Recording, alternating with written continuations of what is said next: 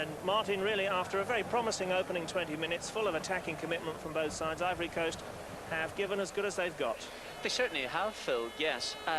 Be a bit disappointing in the last 10 or 15 minutes, a lot of unnecessary fouling on both sides. But I thought the game started off brilliantly, really. Ghana had a very, very good chance early on. Here we see it, in fact.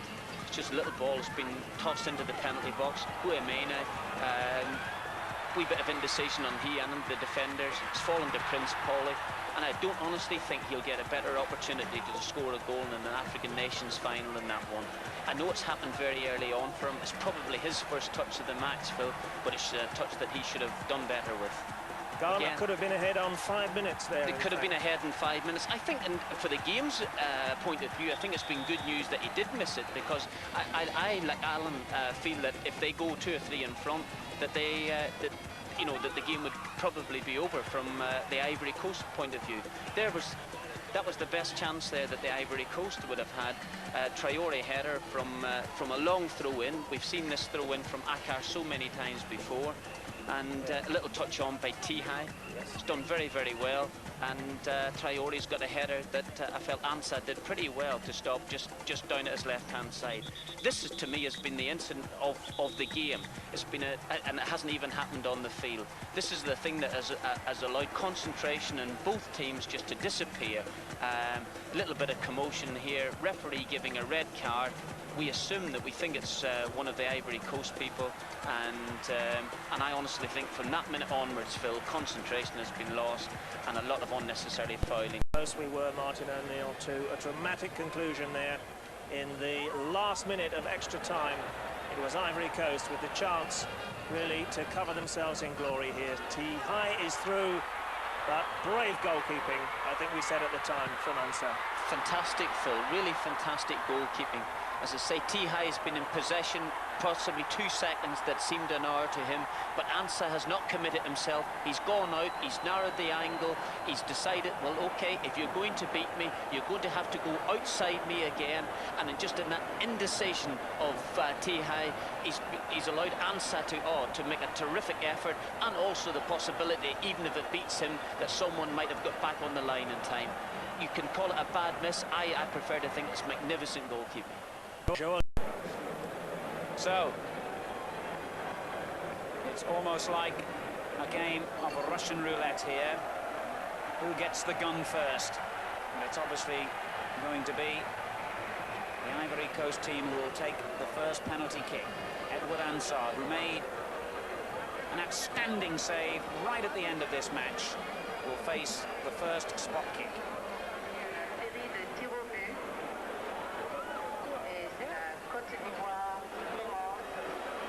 It's Akar, the right fullback, who will take the kick. The beginning of the penalty shootout to decide who will win the African Nations Cup of 1992.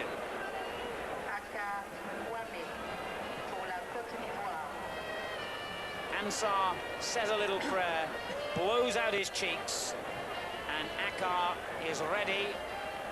He hopes to give Ivory Coast the lead. The referee piles the agony on a little more by making him wait, but now his moment has arrived. And he was equal to it. A leisurely run-up by Akar, but the outcome was a goal. First little test pass for the Ivory Coast. I think that if there's any advantages to be gained, I think the initial one is taking the first penalty, because even if you miss it, it puts pressure on the other team in the aspect that they still have to take it to win the game. And I think they've got the first penalty in, and there's an awful lot of pressure now on the first penalty kick for Ghana. And it's the captain, Anthony Baffoe, who will take it. Born in Germany, son of a Ghanaian diplomat, plays for Fortuna Düsseldorf in the German league, knows that Gouamené has been in outstanding form in this tournament. This to make it 1-1 from the penalty spot. Very sweetly struck penalty by Baffoe. You could almost feel the relief flowing from him.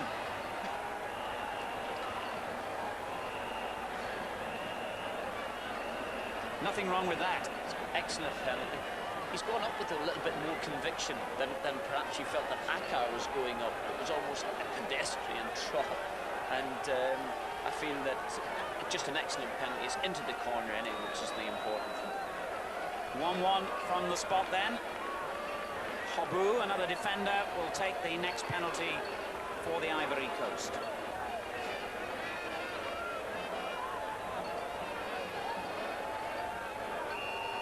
Ansah faces Hobou.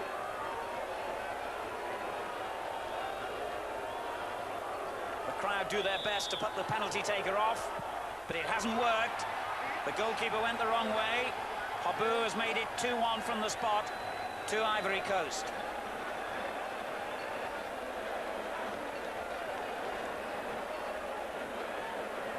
The technique of the penalty taker so far, immaculate. Again, good penalty kick. Not so sure that the run-out or the run-up is the one that I would be wanting, but you can't question the ball going into the back of the net. It's 2-1 for the Ivory Coast. Looks like the 17-year-old Lamptey will take the next kick. A big test, this, for a teenager. He is experienced. Played senior football in Belgium with Anderlecht, but he's never faced a moment like this, and he was equal to it as well. 2-2. Cool as you like. Well, this would be a timely moment to remind you that the rules of these penalty shootouts are that each team has the obligatory 5 penalties each, and if they're still level after those 5 penalties, then it goes to what they call a sudden death shootout. Well, now, I personally would be very disappointed if this fellow wasn't successful, because Diaby has had such a marvellous game. It would be cruel if he wasn't to score here for the Ivory Coast. He's had a great tournament, an outstanding final, as has been said so often.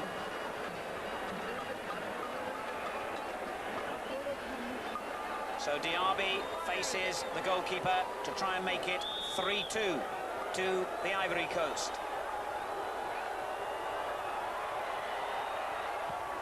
And he did. It bounced almost on the line before it went in, but it doesn't matter how they get in. Like you, Alan, I'm very pleased that he's scored. At least he's come off the field knowing that he's done his bit, both in the 120 minutes of play and in scoring a vital penalty for them. Ivory Coast lead Ghana by 3 goals to 2. We've had 5 successful penalties out of 5 so far. Naawu will take the next one for Ghana. He came on as a substitute. And he's found the net as well. 3-3. The pressure grows for those who haven't yet taken their kicks. Well, Gouamené must be annoyed with himself. He decided to dive, which is the goalkeeper's want, but if he had stayed still, possibly the ball would have hit it. Well, smiles in the crowd, but not too many out there on the pitch. You can feel the tension from here. And it's Moussa Traoré who will take the next penalty kick for the Ivory Coast. We've got to a really critical stage now, obviously, with 6 successful penalties out of 6. The next couple, absolutely vital. A miss now could be very costly indeed. Moussa Traoré faces Ansah from the spot. This to make it 4-3 to the Ivory Coast. Sweetly enough, it was right in the corner. They're so casual, it's unbelievable. They seem so casual anyway. Presumably they know exactly what they're doing. Look at that. Keeper had arms 15 foot long, he wouldn't have reached that. It's 4-3 to the Ivory Coast on penalties. Ghana's 4th kick coming up. Ghana, who have won this competition more times than anyone else. Ivory Coast, who have never won it. Asare, the fullback, will take the 4th kick now for Ghana. He has to score this one to bring the teams level from the spot. Oh dear, he's missed it. Asare has missed it, and that means that if Ivory Coast score their next penalty, they will win the trophy. It's 4-3 now, and crucially, Ghana, the first country to miss. I don't know how you felt, Alan, but there was just a feeling that a 2-yard run-up is not enough for a penalty kick. And the way he went approached the ball, everybody else has done it, so you would say, well, why shouldn't he score? I felt in my own heart that 2 yards wasn't enough to do. So, the moment has arrived for Joel Tiéhi to win the cup for the Ivory Coast. If this goes in, they've won it. Oh, no, it hasn't! Amazing! Amazing finish! The final penalties in the obligatory 5 to each team have been missed. That could have almost have gone in spite of him.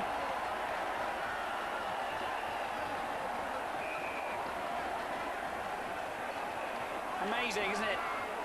Ghana have still got to score this goal. Absolutely, they've still got to score it to stay in the competition, so to speak, to stay in the final. But if he'd scored from that one, it would have been all over. Tiéhi must be devastated, Al. He had a chance to win the game for them in what I would call in extra time itself, last minute of the game, and now he misses a penalty kick for glory, twice for glory, hasn't been able to do it. But there's still a crucial kick to come.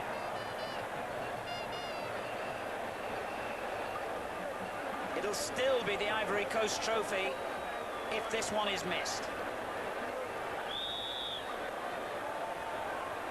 It's Yeboah with the responsibility of keeping Ghana's hopes alive. Oh, you won't get a much luckier penalty than that. He hit it softly, the goalkeeper guessed the right way, got a hand to it. Yeboah's almost claiming that that was deliberate the way he took it. I don't think so. Well, I've seen some unbelievable things in my time, but this is incredible, incredible. Almost like Bell for Cameroon. He steps up to take it. Here, save that if you can. And suddenly, I do believe that Gouamené was so surprised to see such a softly hit shot that he hasn't been able to get his hand to the, or was able to get his hand to it, but wasn't able to prevent it going into the net. Oh, what tension. The obligatory 5 penalties each have seen us still unable to separate the sides. 4-4 on penalties. One side missed a penalty each. And now Gadji-Celi has the opportunity in the sudden death aspect of the shootout to send Ivory Coast in front here.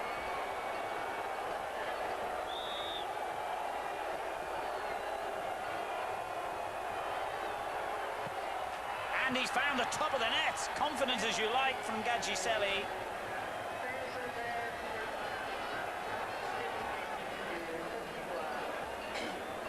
Right down the middle, Gadji-Celi has scored. And remember, this being sudden death now, this penalty is absolutely critical for Ghana. If they miss this, Ivory Coast are the winners. Gouamené goes back to his place on the goal line once again.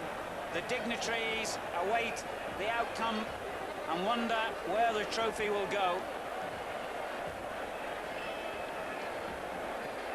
If this penalty is successful, we go on until someone misses.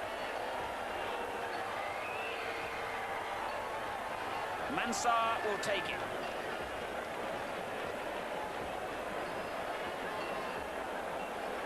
A little prayer again by Gouamené in the Ivory Coast goal. He knows that if he can save this, or if Mensah misses, Ivory Coast, for the first time in their history, will have won the championship. He's not put it on the spot either there. I'm surprised the referees allowed him to get away with that.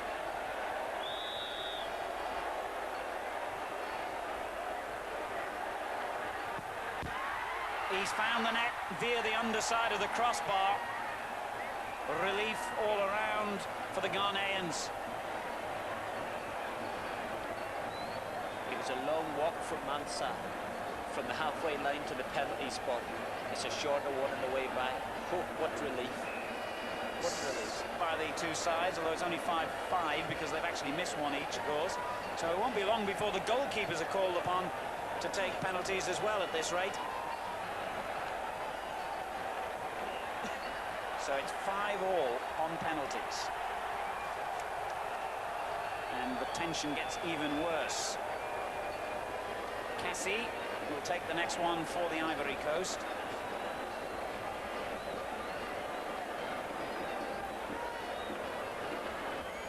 Another player who came into the game in the second half as a substitute.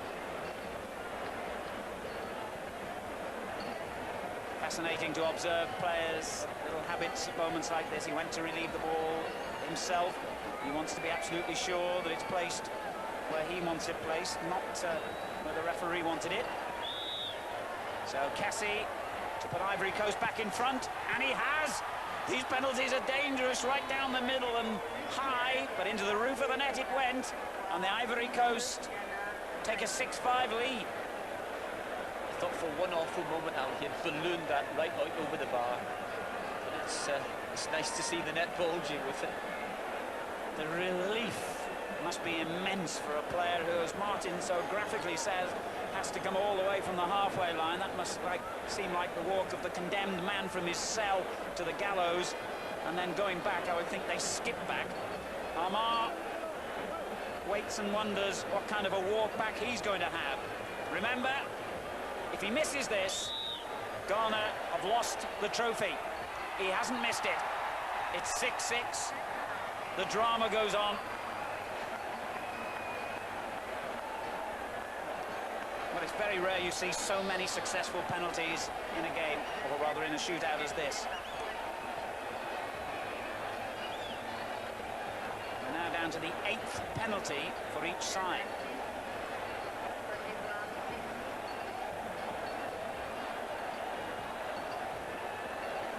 Dominique Sam will take the next one for the Ivory Coast. Whose nerve will hold out longest here? They're trying to look calm inside. You can only begin to imagine what must be going through their minds and what kind of turmoil their tummies must be in at this moment. Sam with the kick, and he scored. It's 7-6 to the Ivory Coast.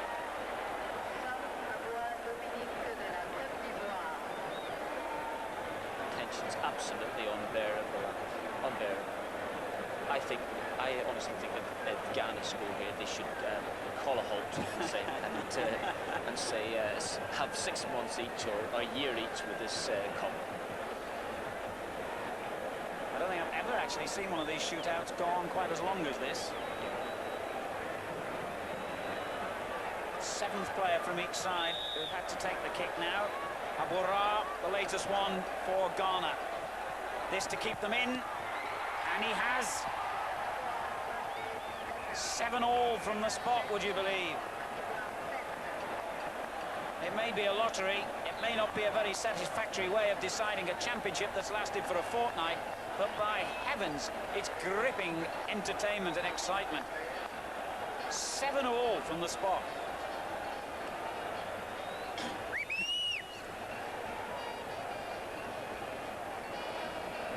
Maguy, the little man from midfield for the Ivory Coast, faces the next penalty.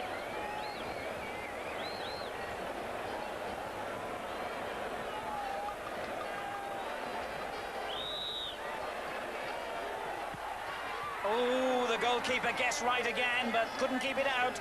Maguy has made it 8-7 to the Ivory Coast.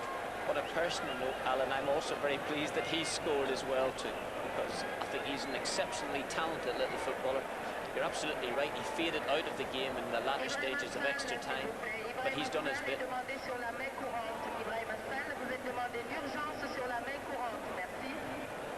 Well, the next man facing the agony here is Emmanuel Ampeah, and remember, presumably, we're now down to the poorer of the penalty takers. Obviously, the sides put their best penalty takers in first. The 9th player now to face the drama from the spot. This to keep Ghana in with a hunt, and he has. 8-all. Relief.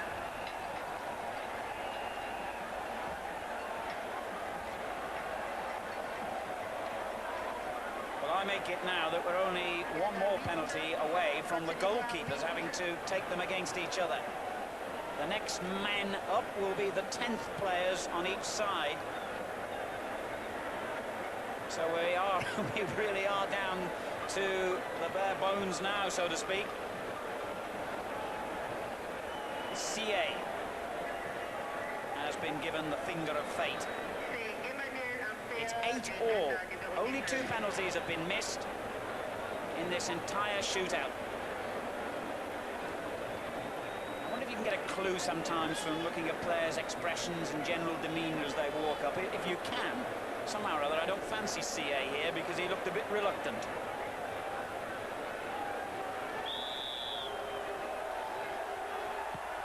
I was wrong. He hit it well enough.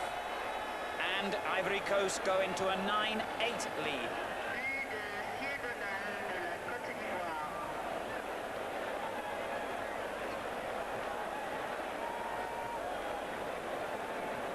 Well, in all the time I've been watching football all around the world, I've never seen a penalty shootout go this far.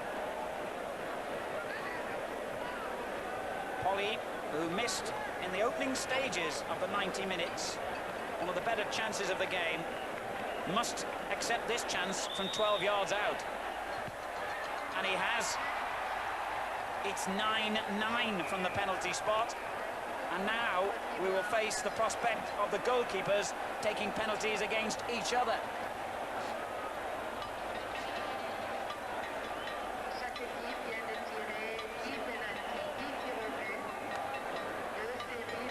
And remember, if we still can't separate them after this, they've got to go back to the beginning and start all over again with the penalty takers. Nobody wants to take their hand off the trophy here. Gouamené will face his opposite number, Ansah, to make it 10-9, and has done for the Ivory Coast. He doesn't look all that happy. It's just scored a terrific penalty. That's camaraderie between goalkeepers. So to say, but it gets down to this affair, well, that's just let it in for me, please. We could be up to a little bit of history here, though. Ansah, the goalkeeper, must score against his opposite number, and he has scored. It's 10-10. I do believe he toe-poked that one into the corner. Well, they might have to find an extra day for this tournament, the way things are looking. 10-10. And I'm sure the players are a little bit confused as to what happens next now. This is new territory for me as a commentator as well. I don't know whether you have to go back to the exact order of your original 5 penalty takers. I think you do. But I've never seen this happen before. 10-10 on penalties. And still we await the name of the champions. And indeed, we have gone right the way back to the beginning in the sense that a.e.t will have to take the next kick for the Ivory Coast. And we still, of course, have the sudden death aspect of this. We don't get another compulsory 5 per side. And Pfister, the coach, unhappy about something. So we're still down to the situation where if one team scores and the other misses, it's all over. a.e.t for the Ivory Coast. It was a bit lazy and a lot of fortune went into it. Ansah's furious, a.e.t's relieved. He scored again. It's 11-10 to the Ivory Coast. Just went through Ansah's hands. Dived the right way. Got himself in a decent position. Oh. So presumably now Baffoe, the captain, will come forward again. Yes, there he is, to take this next penalty for Ghana, and must score. Psychologically, one feels that winning the toss to get the first penalty has given the Ivory Coast a big advantage here, because each time they score, of course, the pressure's on Ghana to make sure that they equalise. Baffoe's got to score this one. He's missed it! The Ivory Coast have won the cup. The scenes of celebration are fantastic, and why not? For the first time in their history, the Ivory Coast can call themselves the champions of all Africa. By 11 goals to 10 in the penalty shootout, they have beaten the champion of all champions, Ghana, and history has been made here in Dakar. Baffoe's missed penalty has brought